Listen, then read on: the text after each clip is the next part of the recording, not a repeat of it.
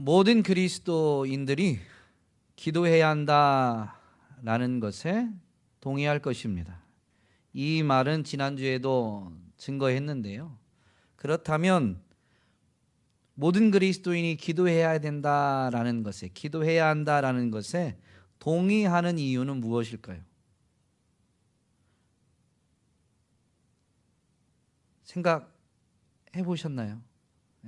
지난주에도 말씀은 드렸는데 기도는 그리스도인의 존재 목적이기 때문입니다. 사실 그리스도인만이 아니라 모든 사람의 존재 목적입니다. 그리스도인의 존재 목적이 기도인데요. 그래서 오늘 말씀 제목을 이렇게 잡았습니다. 나는 기도한다, 그러므로 존재한다. 생각하는 존재인 이 사람에 대해서 데카르트가 나는 생각한다, 그러므로 존재한다 라고 이렇게 말했는데요. 사실 그리스도인은 기도하는 존재로 지음받았으니 기도할 때 그 존재가 참된 존재로 있게 되는 것이죠. 그래서 나는 기도한다, 그러므로 존재한다 라고 말씀 제목을 잡아봤습니다. 오늘날 교회를 돌아보면 안타까운 것은 모든 그리스도인이 기도해야 된다라는 것을 동의는 하지만 기도를 소홀히 한 것에 대해서는 심각하게 생각하지 않습니다. 가책을, 내가 기도해야 된다라는 걸 알지만 기도하지 않은 것에 대한 책임을 그다지 느끼지 못하고 있다라고 생각됩니다. 그래서 안타깝고 조금 더 나아가면 두렵기도 합니다. 왜냐하면 예수님이 제자들에게 기도에 대해서 가르치실 때 누가복음 18장에서는 예수님은 기도에 대해서 가르칠 때 뭐라고 하냐면 항상 기도하고 낙심하지 말아야 될 것을 가르치셨습니다. 그 가르침은 이 가난한 과부의 비유를 통해서 가르쳐 주신 것이죠. 그리고 비유를 끝내고 나서 예수님은 결론으로 이렇게 탄식하시듯 수사적 질문을 던지십니다. 인자가 다시 올 때 세상에서 믿음을 보겠느냐? 그리스도인은 예수 그리스도를 믿는 자들입니다. 그리스도인들은 바로 항상 기도하고 낙심하지 말아야 되는 것이죠. 그런데 주님이 다시 오실 때 정말로 믿음이 있는 그리스도인, 믿음 안에 있는 진정한 그리스도인을 볼 수 있겠느냐라는 것입니다. 즉 항상 기도하고 낙심하지 않는 그리스도인을 볼 수 있겠느냐라는 질문인 것이죠. 그런데 이것은 사실 수사적 질문이에요. 그게 쉽지 않음을 분명히 하신 말씀입니다. 근데 이 예수님의 탄식이 정말로 오늘 교회를 돌아보면서 제 자신을 돌아보면서 어쩌면 주님은 2000년 전에 그렇게 정확하게 세상을, 시대를 바라보셨는가 참 놀랍습니다. 하나님이시니까 가능하죠. 그런데 어쨌든 오늘 우리 모습을, 제 모습을 보면 그렇습니다. 말씀을 준비하면서 저도 참 이 기도에 대해서 다시 한번 이 눈을 떠가고 기도의 의미를 되새기게 되는 시간들인데요. 지난주에 기도에 대해서 말씀을 이제 전하면서 이 기도에 대한 말씀의 첫 시간에는 올바른 기도를 하는 절대 원리를 먼저 말씀드렸습니다. 왜냐하면 그리스도인은 기도해야 되는데 일단 기도하는 게 시급하거든요. 그러나 모든 기도가 다 그리스도인에게 합당한 건 아닙니다. 올바른 기도를 해야 되는데 올바른 기도할 수 있는 절대 원리가 있기 때문에 그걸 먼저 증거했던 것이죠. 여러분, 그리스도인이 올바른 기도할 수 있는 절대 원리가 뭐라고 그랬죠? 성령을 구하고 성령으로 기도하는 것입니다. 물론 우리에게 이미 성령이 선물로 주어졌지만 우리가 그 성령님을 구하게 될 때 그분의 감동하심에 더욱 사로잡히게 되고 그래서 성령으로 기도하게 될 때에 올바른 기도를 할 수 있는 것이죠. 왜냐하면 성령은 우리 안에서 말할 수 없는 탄식으로 우리를 도와주시는 분이시기 때문에. 그 도와주시는 게 뭐예요? 우리는 마땅히 기도할 바를 알지 못하는 존재이기 때문에 성령님의 이 도우심이 절대적으로 필요한 것이죠. 마땅히 기도할 바를 알지 못한다라는 것은 무슨 의미냐면 그리스도인은 마땅히 기도해야 된다라는 것을 있는 것과 그리고 올바른 기도, 마땅한 기도가 무엇인지를 모르고 있는 것을 말하는 것입니다.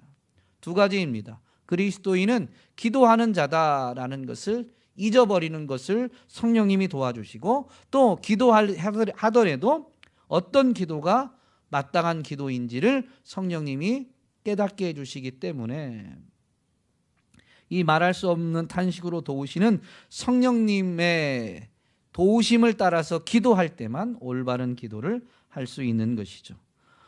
그러면서 오늘 바로 이 부분, 왜 기도가 그리스도인의 존재 목적인가, 나아가서 모든 사람의 존재 목적인가 라는 것을 살펴보려고 합니다.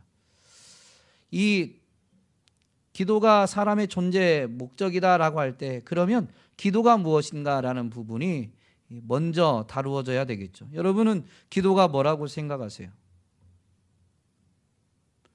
그리스도인에게 기도란 무엇일까요? 여러 가지로 기도에 대한 정의를 내리지만, 기도는 영적인 호흡이다, 기도는 하나님과의 대화다라는 정의들이 있습니다. 어려운 게 아니고요, 하나님과 대화하는 게 기도입니다. 무언가를 구하는, 간청하는, 요청하는 것만이 아니라 그걸 포함해서 더 나아가서 하나님과 대화하는 것이 기도인 것이죠. 즉, 이 말은 그리스도인은, 나아가서 모든 사람은 창조될 때부터, 지음받을 때부터 하나님과 대화하기 위해서 지음받은 거예요. 창조의 기사를 보면 인간은 하나님의 형상을 따라 지음받았다라고 되어 있죠. 피조물 중에 하나님의 형상을 따라 지음받은 존재가 없습니다. 사람밖에 없어요. 하나님의 형상을 따라 지음받았기 때문에 사람은 하나님과 대화할 수 있는 것이죠. 하나님의 형상은 여러 가지가 있겠지만, 대표적으로는 하나님은, 성경에서 보여주는 하나님은 어떤 분이시냐? 말씀하시는 분이십니다. 하나님은 창조하실 때도 말씀으로 창조하셨고, 구원하실 때도 말씀으로 구원하셨습니다. 여러분은 예수님을 어떻게 믿게 되었어요? 말씀으로죠.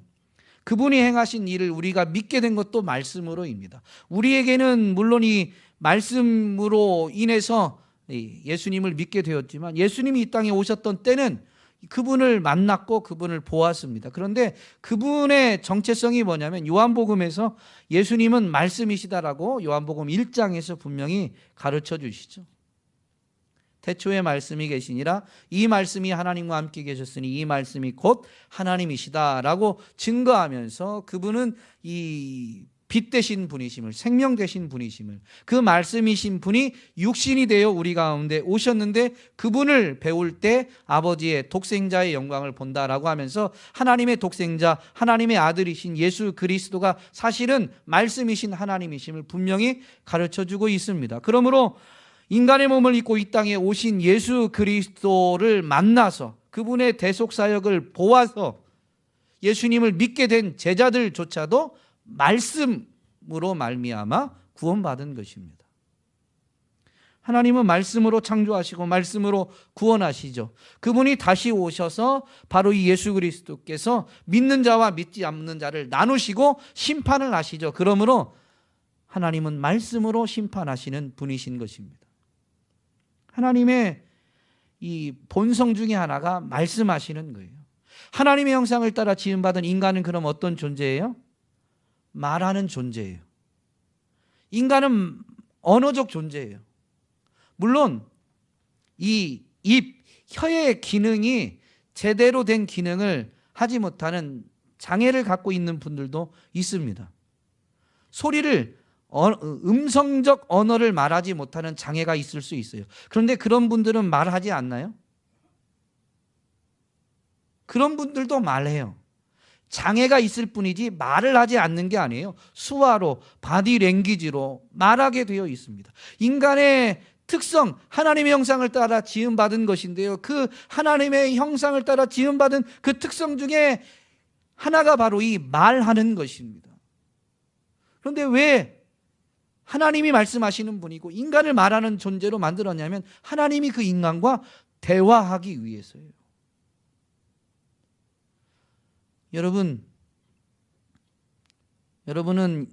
여러분이 하나님에 의해서 지음받았다라는 것을 인정하십니까? 하나님의 형상을 따라 지음받았다라는 것을 인정하시나요? 그렇다면 여러분은 지음받은 목적이 뭐냐면요, 하나님과 대화하는 거예요. 지금은 아멘을 안 하시네요. 대화를 자주 건너뛰시죠? 혹여나 그게 죽은 것이 되지는 않기를 주님의 이름으로 간곡히 부탁을 드립니다. 물론 우리가 살고 죽는 거 결정하는 건 아니지만 우리가 하나님과 대화하는 게 조금 식어질 수 있어요. 그러나 그게 죽은 것이 아니라 사춘기일 수 있는 것이죠. 이왕이면 여러분에게는 그것이 사춘기이기를 간절히 바랍니다. 왜냐하면 사춘기는 통과하게 되어 있으니까. 그래서 하나님을 이해하면 대화는 다시 회복되어지니까요. 어제 오후에 친구가 좀 찾아왔습니다. 친구가 목사가 됐다고 친구한테 잘하는 친구입니다. 그는 제 친구지만 저를 친구로 여기면서도 친구로 부르지 않고, 이름으로 부르지 않고 목사님이라고 꼭 부르면서 이렇게 명절이 되면 꼭 선물을 들고 찾아와주는 고마운 친구입니다. 그래서 토요일 날 오후, 일하는 친구니까 토요일 오후에 찾아왔지만 나 설교 준비해야 돼서 바쁘다라고 참 이렇게 빨리 가라고 보낼 수는 없어요. 목사를 인정하고 목사가 토요일 오후에 바쁜 걸 알지만 그럼에도 그 마음이 너무 저는 고마워서 어제 한 오후에 많은 그냥 일상 대화를 좀 나눴어요. 저는 친구를 만나서 편안하게 대화를 했는데 대화하는 중에 그러더라고요. 목사님, 딸은 사춘기 다 지났나요? 라고 이렇게 묻더라고요. 그러면서 이제 사춘기에 대해서 잠깐 이야기를 했는데 아이들이 분명히 기분이 좋았는데 갑자기 기분이 나빠져 가지고 방에 들어가서 문을 꽝 닫고 문도 안 열어주는 일들이 비일비재하죠. 사춘기 때. 대화가 단절이 됩니다. 물론 사춘기 때 대화가 아예 없는 건 아니지만 이렇게 부모의 마음을, 아버지의, 엄마의 마음을 잘 헤아리지 못하고 대화가 단절되기도 하죠. 그러나 지나면 다시, 저희 딸이 이제 사춘기를 지난 것 같아요. 어제 이제 대화도 했는데 딸도 스스로 이제 사춘기를 끝내는 것 같다라고 말하더라고요. 엄마랑 대화 잘하고 저랑도 이제 조금 문 닫고 꽝 하고 들어가진 않고 대화를 하려고 합니다. 대화가 다시 회복이 되었는데요. 여러분, 기도하는 존재로 지음받은 걸 분명히 인정하신다면 이제 사춘기는 끝내시고 하나님과 대화가 회복될 수 있었으면 좋겠습니다. 사실 말씀하시는 하나님이 인간을 지을 때 보면 삼위 하나님이 먼저 말씀하시면서 계획을 세우시죠. 창세기 1장 26절에 보면 하나님이 이렇게 말씀하십니다. 우리의 형상을 따라 우리의 모양대로 우리가 사람을 만들고 그들로 바다의 물고기와 하늘의 새와 가축과 온 땅과 땅에 기는 모든 것을 다스리게 하자 하시고 나서 27절에 보면 하나님이 자기 형상 곧 하나님의 형상대로 사람을 창조하시되 남자와 여자들을 창조하셨다라고 분명히 기록하죠. 하나님이 자기 형상을 따라 창조하실 때조차도 그 삼위 하나님은 서로 말씀하시면서 그래서 계획을 세우시고 그 계획대로 하나님이 사람을 자기 형상으로 창조하신 것입니다. 하나님은 말씀하시는 분이시고 하나님의 형상대로 지음받은 사람은 말하는 존재가 된 거예요. 그러니 당연히 하나님과 대화해야 되는데, 말해야 되는데, 대화해야 되는데 사단의 게임에 빠져서 사람이 하나님이 되고자 한 거예요. 하나님의 자리를 차지하고 하나님이 되고자 하나님께 반역함으로 인해서 사람과 하나님 사이가 갈라지게 된 것입니다. 하나님이 버린 게 아니고 사람이 자기가 하나님이 되려고 하나님을 버린 것이죠. 반역입니다. 이 죄로 말미암아 사람은 영적으로는 하나님과 분리되어져서 영적으로는 죽은 존재가 된 것이죠. 그래서 하나님과 대화할 수 없게 되었습니다.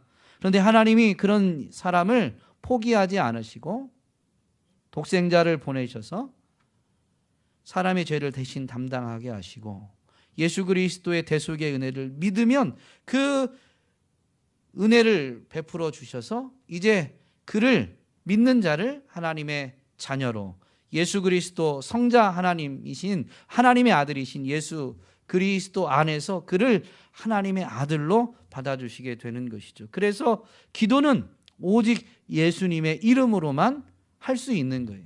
우리는 예수님의 이름으로 한다라는 것이 우리말의 표현이지만 헬라어나 영어에서 보면 이걸 뭐라고 표현하죠?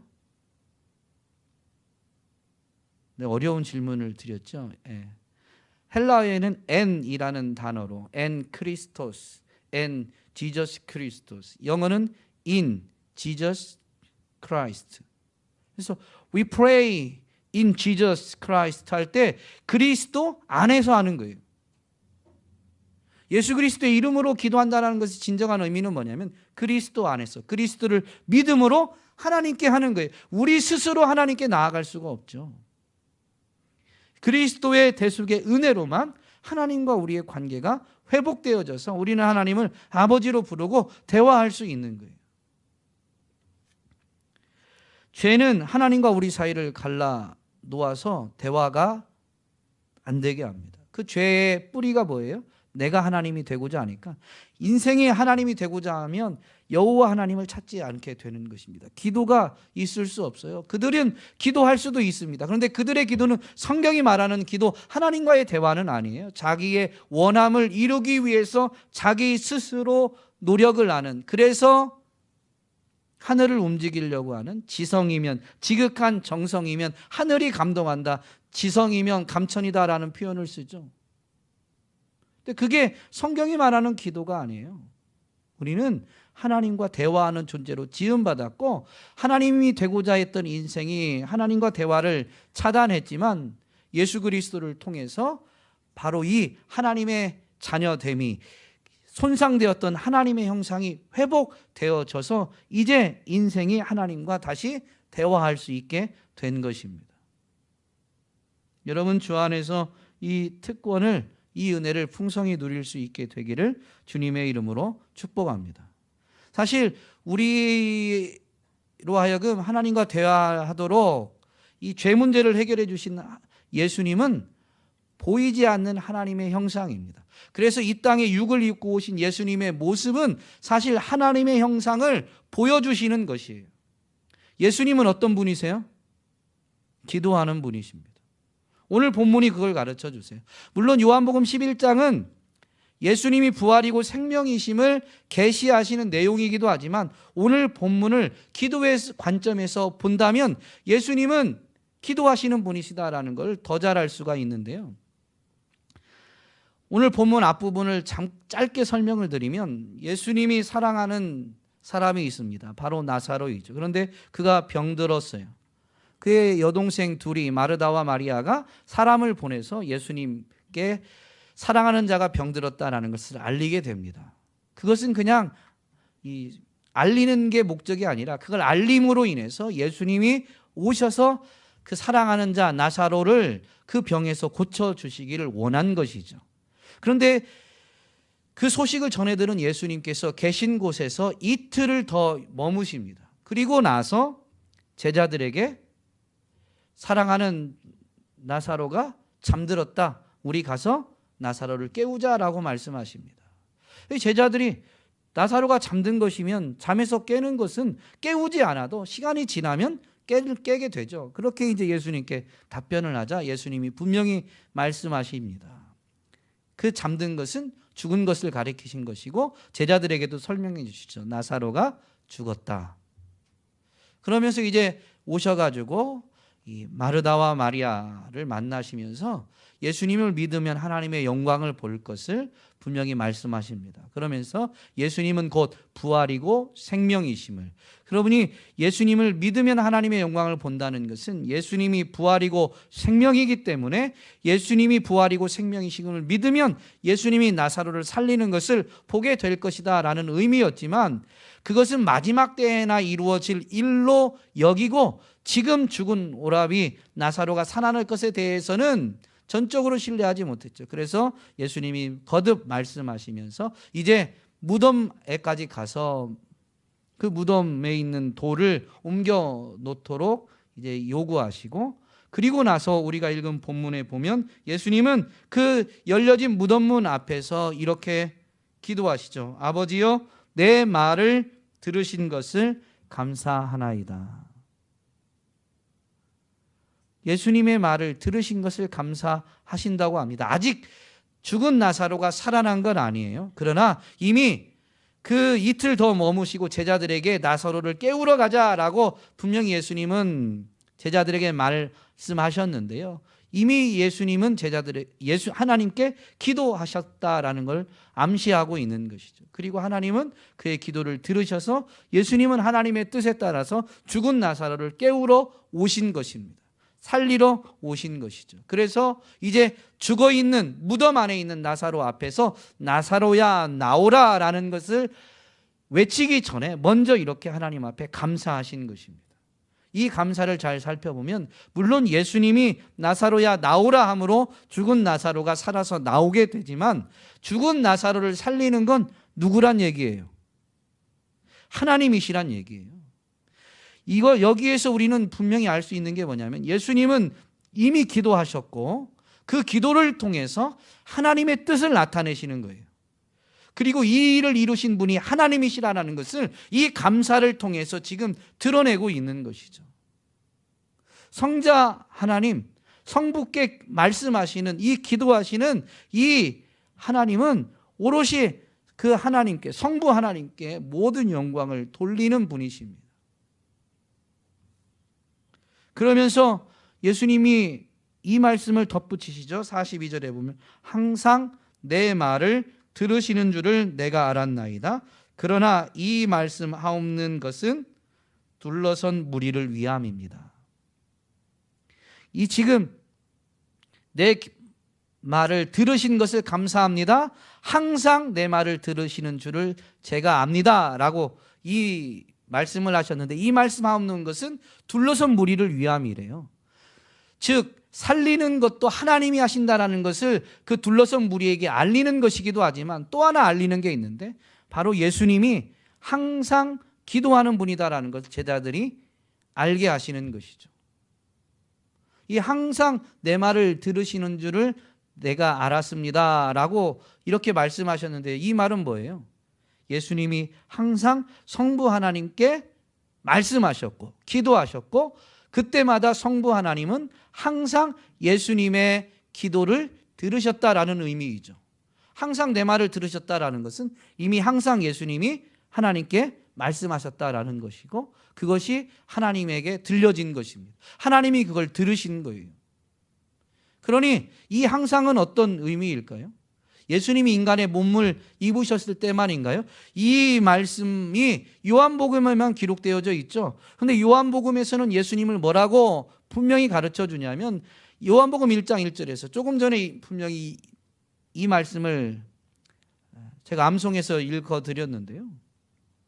태초에 말씀이 계시니라, 이 말씀이 하나님과 함께 계셨으니 이 말씀이 곧 하나님이시다라고 합니다. 어쨌든 지금의 핵심은 뭐냐면요, 태초부터 계셨던, 무언가 만들어지기 이전에 태초부터 존재하셨던 분이 바로 성자 하나님 예수 그리스도이신 것입니다. 존재 방식이 인간의 몸을, 이 육을 입지 않은 존재 방식이지만 어쨌든 태초부터 존재하셨던 분이 바로 예수님이세요. 그때에도 예수님은 하나님께 말씀하시는 분이었죠. 항상 내 말을 들으심을 내가 알았습니다 라고 말씀하시니까요. 예수님, 하나님의 형상이신 이 예수님은 원래 말씀하시는 분이에요. 이것이 삼위일체의 이 신비 중에 신비를 설명할 수 있는 삼위 하나님이 어떻게 온전히 하나 되느냐, 서로 끊임없이 말씀하시면서 소통하셔서 온전히 하나됨을 이루실 수 있는 것이죠. 그 예수님은 인간의 몸을 입고 이 땅에 오셔서도 무슨 일을 행하실 때마다 기도하십니다. 그렇게 바빠도 기도하십니다. 우리는 분명히 기억해야 될 게 있는데요, 예수님이 이 땅에 인간의 몸을 입고 오셔서 본을 보였기 때문에 본을 따라서 우리가 예수님처럼 기도해야 된다라고 생각하면 안 돼요. 물론 그분의 본을 받아야 되지만 그것 이전에 이미 예수님은 말씀하시는 분이셨고, 우리가 하나님과의 관계가 깨어져서 하나님과 대화할 수 없는 존재가 되었는데 예수님이 이걸 회복시켜 주신 거예요. 이게 먼저 이해돼야 됩니다. 그리고 그걸 본을 보이신 거예요. 그냥 예수님은 본을 보이셨으니까 우리가 따라잡았나? 여러분, 뱁새가 황새 쫓아가려고 하면 가랭이 찢어지죠. 기도해야 되는 게 짐이고 부담이고 그것은 괴로움이 돼버리는데요, 그게 아닙니다. 원래 지음받을 때도 우리는 하나님과 기도하는, 대화하는 존재로 지음받았고, 우리가 하나님께 반역함으로 인해서 대화가 단절되었습니다. 이사야 선지자가 분명히 이스라엘, 하나님의 아들, 하나님의 장자라고 칭해진 그 구약의 이스라엘 백성들에게 전하는 말씀에 보면, 오직 너희 죄악이 너희와 하나님 사이를 갈라놓았다. 너희 죄가 하나님을 가리워서 너희 말이 하나님께 들리지 않게 되었다라는 걸 분명히 증거합니다. 하나님이 단절시킨 게 아니에요. 인생이 반역해서 하나님과의 대화가 단절된 거예요. 그런데 그것을 예수님이 다시 회복시키신 것이죠. 그 예수님은 원래 하나님과 대화하시는 분이심을 분명히 요한복음을 통해서 가르쳐 주시고, 우리의 죄를 대신 지시면서 우리를 회복시키신 그분, 십자가에서 죽으셨지만 3일 만에 부활하시고 40일 더 제자들과 유하시다가 승천하셨습니다. 승천하신 그분이 지금 하시는 일이 뭐예요? 하나님 보좌 우편에 앉으셔서 우리를 위해 친히 간구하시는 일을 하십니다. 누구에게요? 보좌에 계신 하나님께. 보좌 우편에서, 멀리 계신 게 아니라 하나님 보좌 바로 우편에 앉으셔서 그 보좌에 앉으신 하나님께 우리를 위해서 간구하는 이 기도를 지금도 하고 계시다라는 것이죠. 태초부터 기도하시던 그분은 이 땅에 오셔서도 기도하시면서 우리를 위한 사역을 행하셨고 이루셨고, 그 일을 다 이루시고 나서도 지금 승천하셔서도 그분은 뭐를 하면서 지금 보좌 우편에 앉아 계시느냐? 기도하시면서 앉아 계십니다. 예수님은 오롯이 기도하는 분이셨어요. 그리고 그분은 이 땅에 오셔서 기도를 잃어버린 우리로 하여금 기도하는 자로 회복시키신 것입니다.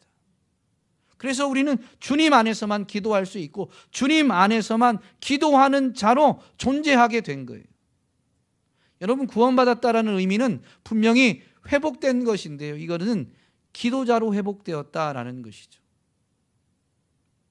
오늘 우리는 얼마나 하나님 앞에 기도하고 있나요? 성경을 보면 하나님이 우리를 하나님과 대화하는, 기도하는 자로 만드시고, 우리가 반역한 다음에 하나님이 우리를 버리신 게 아니에요. 우리를 회복시키시기 위해서 다시 찾아오시는데, 그 회복은 대화의 회복이죠. 물론 죄로부터 건지시게 되는데, 죄로부터 건지는 것으로 끝이 아니에요. 죄로부터 건지셔서 대화를 회복시키시는 것이죠. 그래서 구약 성경을 보면 하나님이 택하신 자들에게 찾아오실 때, 구원의 은혜를 베푸실 때 먼저 그분이 말씀을 걸어주십니다. 하나님을 반역한 최초의 인물이 누구죠? 아담입니다. 아담이 하나님이 그만 이 명령을 어기면 반드시 죽는다고 한 그 선악을 알게 하는 나무의 열매를 따먹었어요. 그걸 먹고 나니까 어떻게 돼요? 자기가 벌거벗었다는 것을 알고 부끄러워서 자기 몸을 가리게 되는데, 그때 나뭇잎으로 자기들 몸을 가리고 난 다음에 하나님이 동산을 거니시는 소리를 듣게 됩니다. 그러자 그들이 어떻게 해요? 하나님의 낯을, 두려워서 하나님의 낯을 피하여 나무 뒤로 숨게 됩니다. 나무 뒤에 숨는다고 해서 영이신 하나님 앞에서 숨을 수 있는 게 아니에요. 소리를 내서 하나님이 동산을 거니시는 소리는 무슨 소리입니까? 하나님이 지금 아담과 대화하려고 다가오는 소리예요. 그 소리는 소리가 꼭 나야 되나요? 소리가 나지 않아도 되는데, 소리를 통해서 하나님이 찾아오시는 것을 아담이 깨닫게 하기 위해서 소리를 내신 것이죠. 그런데 아담이 죄를 짓고 나니까, 반역하고 나니까 하나님을 두려워해서 숨게 되는 거예요.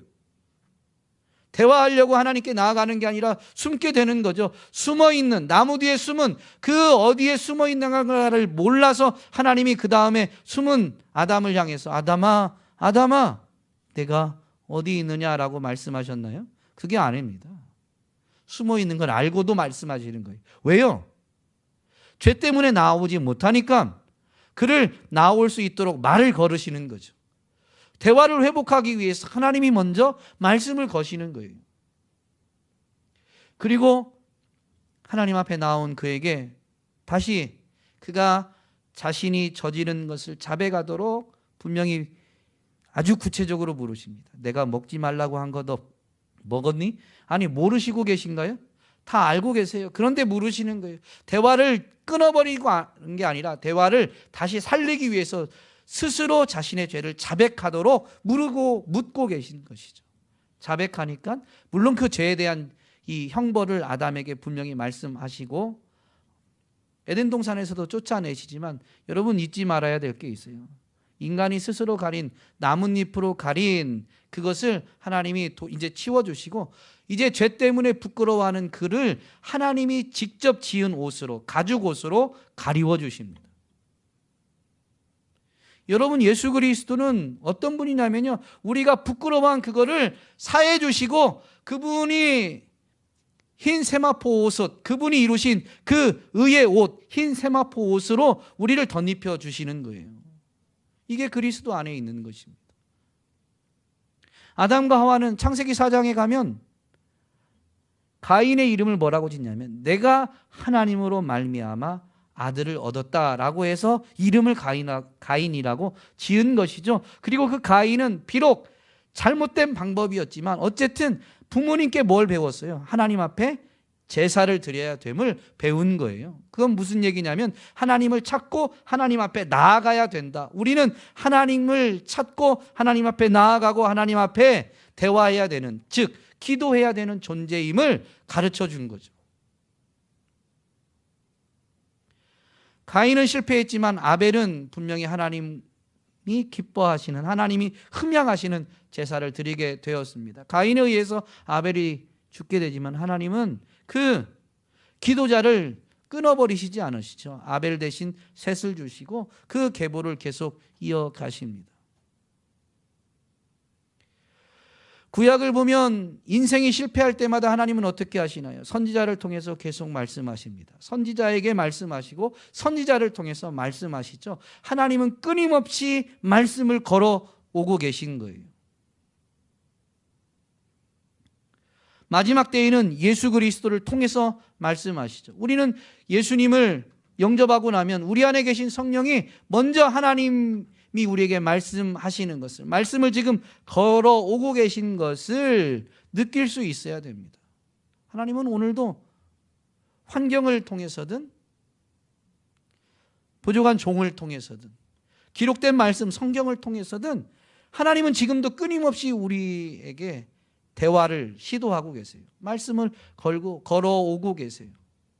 우리가 세상 것에 빠져서 죄 아래 놓이게 되면, 그래서 하나님과 대화하는 것을 멀리하게 되면 분명히 에덴 동산에서도 아담아 아담아 내가 어디 있느냐 찾으시듯이, 라오디게아 교회에 말씀하시듯 내가 문 밖에 서서 두드리노니 누구든지 내 음성을 들으면 문을 열어 내가 그에게 들어가 그와 더불어 먹을 것이다 라고 분명히 말씀하시듯, 지금 두드리고 계시든 말씀을 걸어오고 계시든 환경을 통해서 우리로 하여금 하나님 앞에 나오게 하시든, 하나님은 지금 기도자로 회복시킨 우리가 하나님과 대화할 수 있도록 먼저 그분이 말씀을 걸고 계십니다.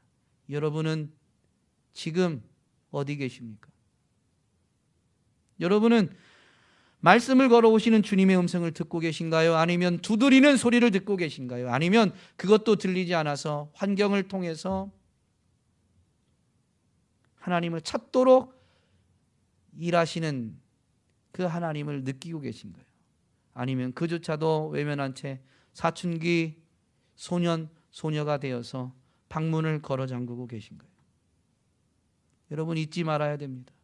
하나님은 지금도 말씀을 걸어오고 계시고 우리는 하나님과 대화하는 존재로 지음받았고 주님 안에서 하나님과 대화하는, 기도하는 자로 회복되어졌습니다.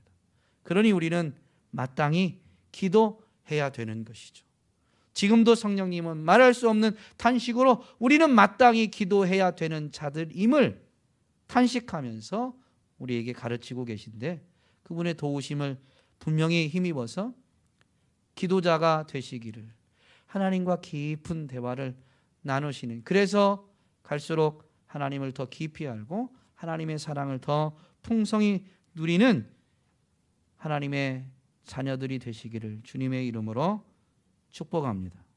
물론 앞으로 계속 말씀을 살펴봄으로 인해서 그 기도를 어떻게 해야 될지, 우리가 언어적으로는 어떻게 해야 될지를 더 살펴보게 되겠지만, 절대 원리, 그리고 우리가 기도자로 지음받았고 주님 안에서 기도자로 회복되었다라는 이 두 가지 진리를 분명히 잊지 마시고 이제부터는 기도자로 살아갈 수 있게 되기를 주님의 이름으로 축복합니다. 특별히 하나님 아버지와 우리가 대화하는, 그래서 대화가 회복되어져야 됨을 분명히 말씀을 통해 살펴보았는데요. 우리의 삶의 현장에서도 마찬가지입니다. 추석이 이제 내일 모레, 추석 연휴는 사실상 시작되었죠. 이제 추석을 맞아서 부모님을 찾아뵙게 될 것인데요. 그 부모님과의 대화도 정말로 온전히 회복되어지는, 그래서 이번 추석은 물론 선물을 많이 드리는 것도 너무 귀하고 아름답지만 무엇보다도 이 부모님과 대화가 회복되어지는, 가장 간략하게 그냥 오늘 기도 내용을 다 말씀드릴 수는 없고 주님이 가르치신 기도의 원리를 분명히 기억하면 먼저 그의 나라와 그의 의를 구하라라고 가르쳐 주시잖아요. 이게 기도의 원리예요. 하나님과 우리의 기도, 대화의 원리. 그렇다면 육신적인 부모님과도 대화를 회복하고 그 대화를 풍성히 누리는 원리는 뭐냐면, 내 생각, 내 주장을 먼저 말하는 게 아니라 아버지의 생각은 어떠신지, 나의 고민이나 내 문제에 대해서 나는 어떻게 하려고 선을 긋지 말고 나는 아무것도 모르는 존재로 분명히 인정하면서 아버지는 어떻게 하는 게 더 좋은지, 아버지 요즘은 어떠신지, 아버지 요즘 어떤 생각이 있으신지, 아버지의 뜻은 무엇인지, 그러면요 대화가 돼요. 내 걸 주장하다가 갈등이 되는 거죠. 상대방의 뜻을 구하면 대화가 되는 거예요. 이번 추석이 이 주님의 형상을 따라, 하나님의 형상을 따라 지음받고 하나님이 가르치신 이 원리를 가지고 육신의 아버지와도 부모님과도 대화가 회복되어지면서 부모님을 더 깊이 이해하고, 그래서 부모님과 더 대화가 풍성해지는, 사랑이 깊어지는 은혜의 시작점이 될 수 있기를. 물론 여러분 말씀을 잊으시면 안 됩니다. 오늘 말씀은 하나님과 우리의 관계, 기도자로 지음받은 우리의 자세에 대한 말씀입니다. 그래서 영적으로든 육적으로든 이번 추석은 정말로 기도자로 회복되어지고 부모님과도 대화, 기도를 통해서 깊은 사랑의 관계가 누려지게 되기를 간절히 소망합니다.